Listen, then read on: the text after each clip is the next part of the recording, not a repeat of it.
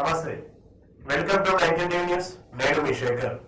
చిన్నారిని అత్యాచారం చేసి నిందితుని శిక్షించాలని నిరసన ర్యాలీ చేపట్టారు.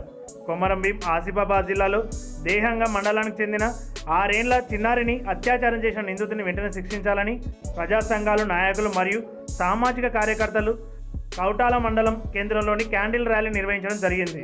జోహార్ జోహార్ జోహార్ జోహార్ జోహార్ జోహార్ జస్టిస్ జస్టిస్ జస్టిస్ శిక్షించాలి రక్షించాలి శిక్షించాలి జస్టిస్ జస్టిస్.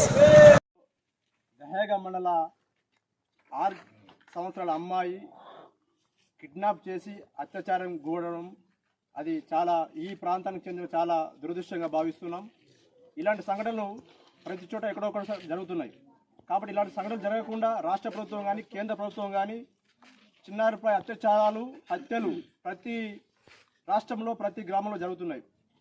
ఇలాంటి కార్యక్రమాలు జరగకుండా నిందితులు వెంటనే ఎన్కౌంటర్ చేసి ఇలాంటి సంఘటనలు జరగకుండా ప్రభుత్వాలు ఈ చిన్నారులపై అత్యాచారాలు, హత్యలు కాపాడాలని గిరివెల్లి గ్రామ ప్రజల తరపున, గిరివెల్లి గ్రామ యువత తరపున ఈ యొక్క సహస్ర ఆత్మకు శాంతి కలగాలని కోరుతూ గ్రామంలో కొవ్వొత్తుల ర్యాలీ నిరసన చేయడం జరుగుతుంది.